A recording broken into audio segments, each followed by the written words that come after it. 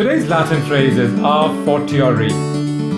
It's also pronounced as a fortiori, which is typically British, and other pronunciations are a fortiori, a fortiori. Well, Latin a fortiori. It means from stronger. It is used when you prove a position using an accepted or a strong position itself. In law, it means if a particular fact is true, a related fact is also true. For example, an accepted position is I have a .38 caliber revolver. Accepted position number 2, the dead body has a .32 caliber wound. Conclusion, a fortiori, I didn't kill that person.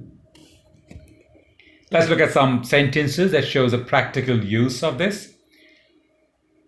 A is older than B, B is older than C, a fortiori A is older than C. Another one.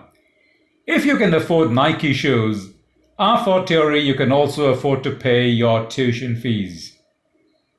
Third one. If he were present at the crime scene, a fortiori he must have heard the gunshot.